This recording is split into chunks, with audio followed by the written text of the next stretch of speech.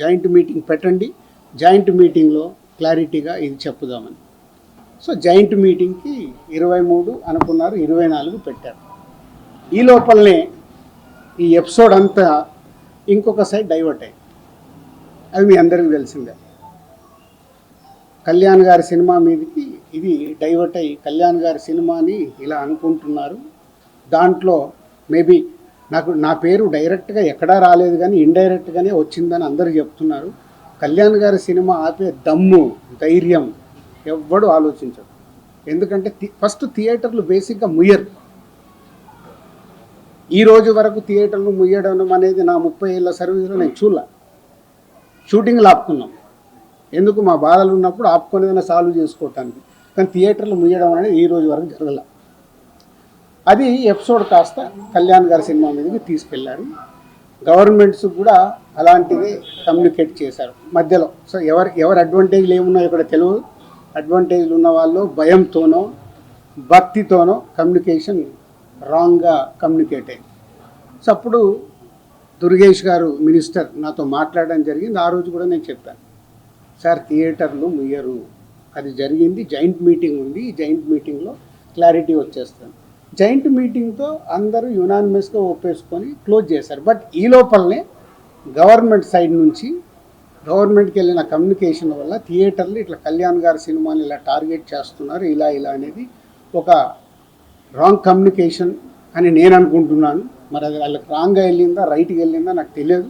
But my point of views wrong కమ్యూనికేషన్తో కళ్యాణ్ గారి cinema మీదకి తీసుకెళ్ళారు. మే 30 అప్పటికే భైరవం అనౌన్స్ అయింది. జూన్ 5 కమల్ హాసన్ గారి సినిమా అనౌన్స్ అయింది.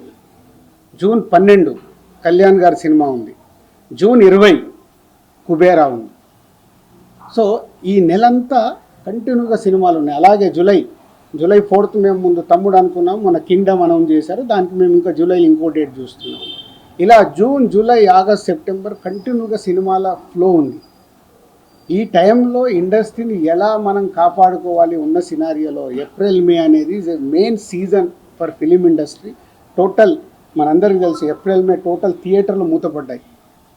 మేబీ సరైన సినిమాల్ని మనం ఆడియన్స్కి ఇవ్వక, ఐపీఎల్ వల్ల ఏ కారణం చేతైనా ఏప్రిల్, మే అనే కీ సీజన్, సినిమా ఇండస్ట్రీకి కీ సీజన్, సినిమాలు లేక మూతపడుతూ ఉన్నాయి థియేటర్లు.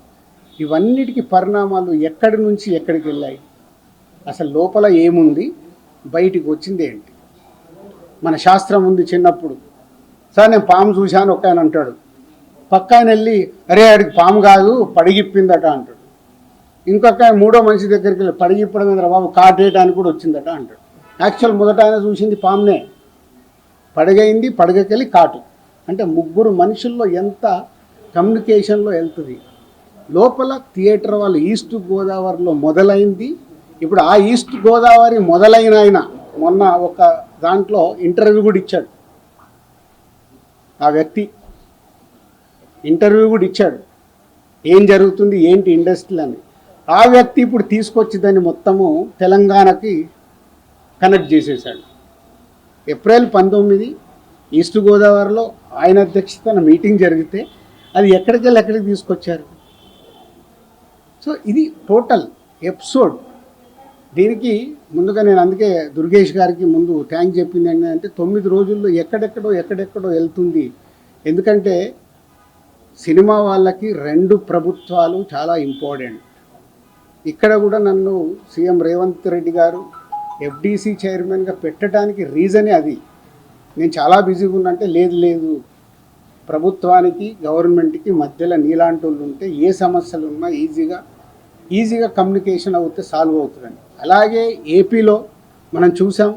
ఏపీలో అంతకుముందు ప్రతి ఒక్కదాన్ని భయపడుతూ ఉన్న తర్వాత కళ్యాణ్ గారు వచ్చి గవర్నమెంట్ ఫామ్ అయిన తర్వాత అప్పుడు నేను ఛాంబర్ ప్రెసిడెంట్ని, అందరినీ రమ్మంటే అందరం వెళ్ళి కళ్యాణ్ గారిని కలవడం కానీ, కళ్యాణ్ గారు ఇండస్ట్రీకి చేసిన సపోర్టు మామూలుది కాదు. ఆ రోజు మీకు టికెట్ రేట్లు కావాలన్నా, మీకేం కావాలన్నా ఈజీగా తీసుకెళ్ళండి అని. ఇప్పుడు కళ్యాణ్ గారు చెప్పిన తర్వాత ప్రతి ప్రొడ్యూసర్ ఏం చేస్తున్నాడు, ఏదో మన పక్కింటికి వెళ్ళినట్లే వెళ్ళి టికెట్ రేట్లు తెచ్చుకుంటున్నాడు. ఎవరికే కష్టం లేదు, వెళ్ళడం, ఒక అప్లికేషన్ పెట్టడం, ఫోన్లో మాట్లాడుకోవడం, టికెట్ రేట్లు తెచ్చుకోవడం. అంతకు మించి ప్రొడ్యూసర్లు అందరం యూనిట్గా వెళ్దాము, గవర్నమెంట్ని కలుద్దాము, మా ఛాంబర్ నుంచి అందరము వెళ్దాము ఎవరికి ఉండదు. మాకు ఆ వారం కష్టం వస్తుంది కాబట్టి, ఫ్రైడే మా సినిమా రిలీజ్ ఉంటుంది కాబట్టి ఆ వారం ముందు మేము మేలుకుంటాం.